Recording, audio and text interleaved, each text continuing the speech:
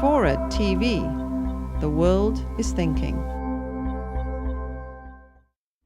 Georgia is a completely different situation. We're involved in providing NATO assistance there, the creation of a base and the like.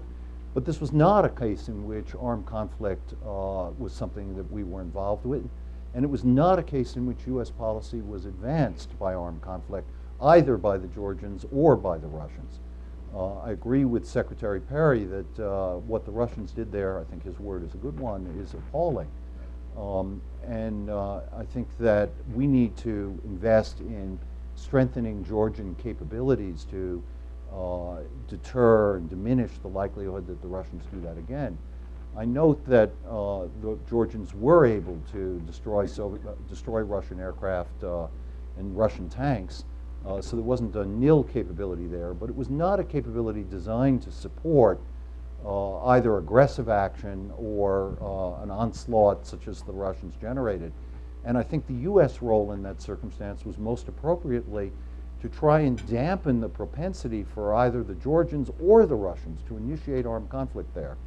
And insofar as we go back and fault what occurred in terms of the American role, the fault was not in the training of Georgians. The fault was in the failure to work with the Georgians closely enough so that their own actions would not be aggressive, and to work with the Russians, as Secretary Perry is saying, enough that they understood that there'd be heavy costs for this kind of action. And then you ask about the specifics of the cost. I think Secretary Perry has said a good deal about them, but I would just add, this has been quite costly to the Russians, and I think they're well aware of it. They have very few supporters in the world community with regard to this. The financial effects on their stock market are large. The financial flows are bad from their standpoint. The military situation is affected by the awareness of the world of this aggressiveness and the increasing muscularity in response of the countries around Russia.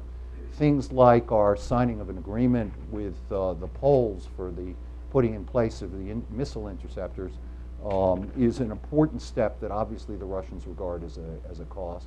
Our agreements with the Czechs have now been perfected. There is a real consequence to this, but the point that I think we're trying to make is you need both sticks and carrots.